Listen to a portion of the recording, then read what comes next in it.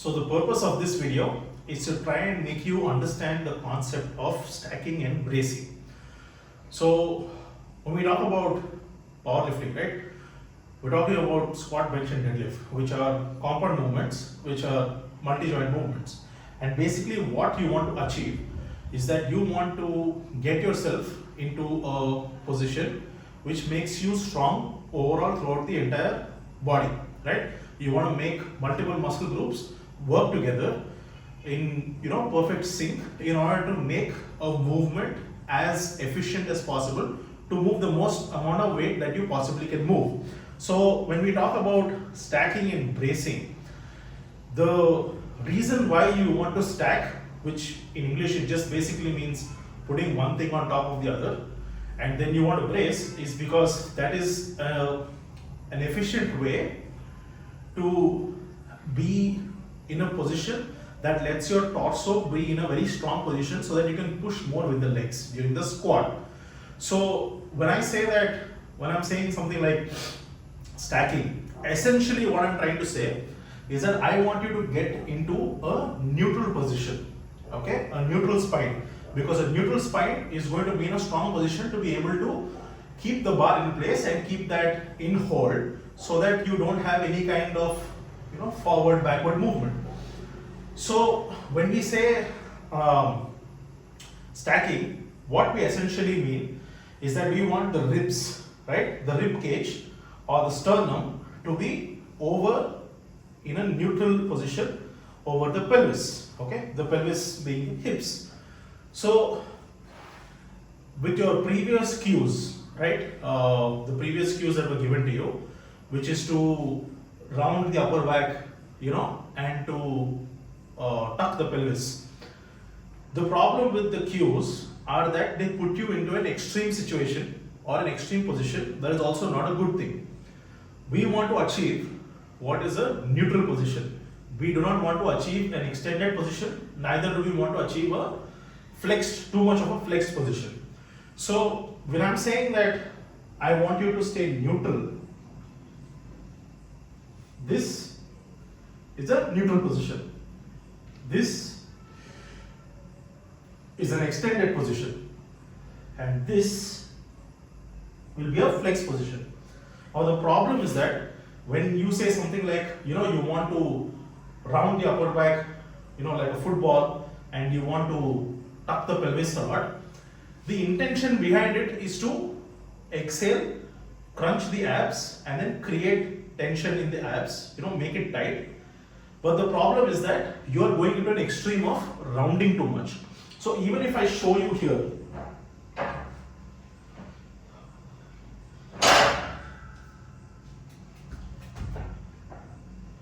okay, so even if I show you right here, right now, okay, let's say that I'm right now in a neutral position, right? Now if I go into a rounded position,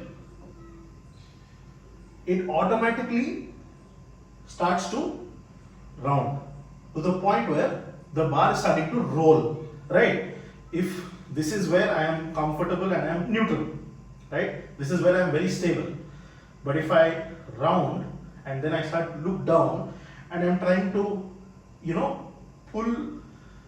push the ribs down too much to a point where the upper back is starting to round, then what happens is that automatically, as you can see, the elbows go up, the bar is rolling onto my neck, and on top of this, if I tuck the pelvis, I am in a very, very rounded position, very flexed position. And this means that the bar is not sitting on my rear delts and my lower traps. Okay, so the shelf that you're supposed to have is very weak right now.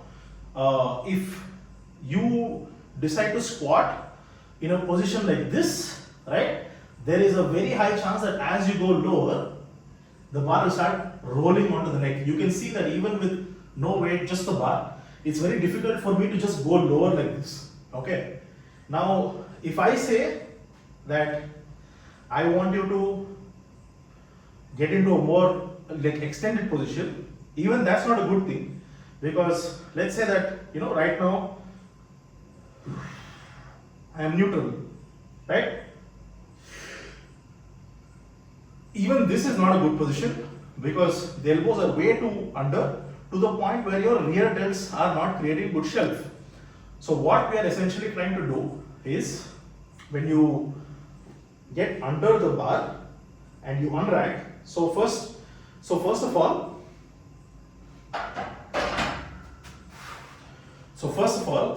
when we talk about the low bar squat, what we are essentially trying to do is that we're trying to get under the bar to the point where the bar sits on the rear delts and the lower traps, right? So this rear delt and the lower traps. So when you grab the bar, you want to retract so that you can create that shelf and then the bar will sit on that position, right? So what you want to do is that when you get under the bar, you want to first just think about pulling the sternum to the pelvis just a little bit so that you can get into a neutral position and then brace and or breathe air while maintaining that position into the stomach. Okay, so what happens is that it's going to look like this. You go under the bar, you're setting up, you exhale, breathe out a little bit so that you have a small crunch, just a small amount of crunch, and then unrack, walk out. I am still staying neutral. When I breathe, I am breathing into the stomach while still maintaining that stacked position. Okay, you want to stay, exhale, engage the abs and obliques, stay in that position and breathe only into the stomach, not into the chest. Once you're in that position, then you're automatically going to be over midfoot. You're automatically in a position where the bar is sitting very well on your back. So if let's say that I'm in a very rounded position, right, like this, you are not going to have the space to be able to go down.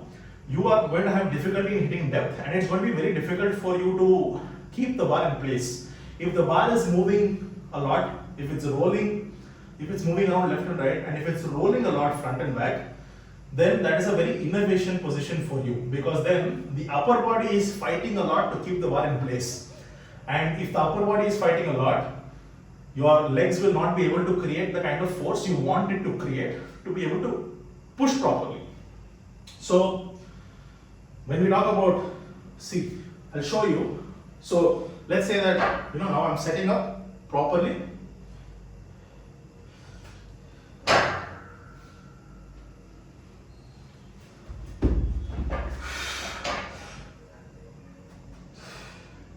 Right, now bar nicely over my rear delts. I've created a shelf, elbows a little under so that the bar is pulled into my back, nice wedging. The bar doesn't move front and back, okay? It's not rolling around, it's in good place.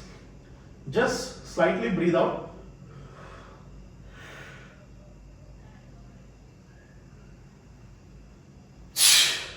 You can see how my upper body is very stable, it's not moving around. Now if I do the same thing with a very rounded back, and if I tuck the pelvis too much,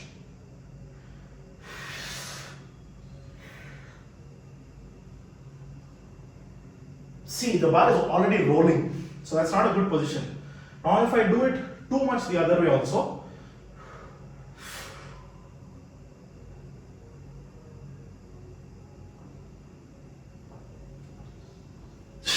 you can see how there's a lot of bar fighting and how there is more butt wink because I'm in a very extended position. But if you stay neutral, okay, if you stay neutral,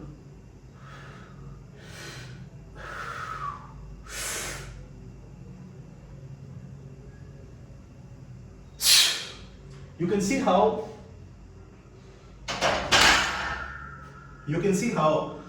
I am staying very well over midfoot.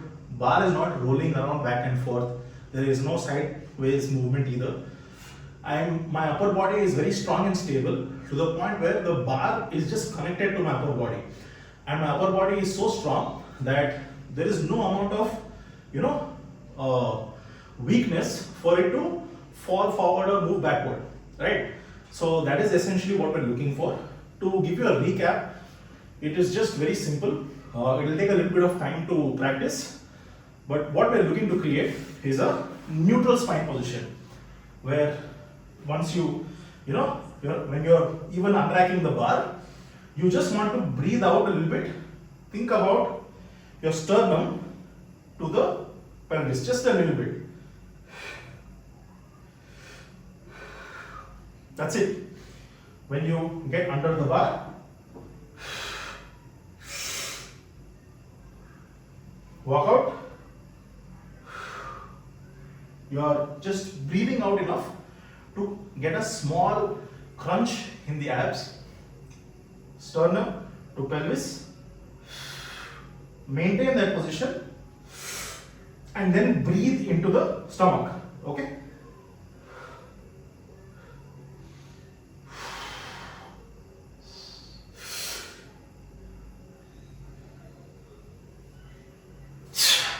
You'll see how much more stable I am.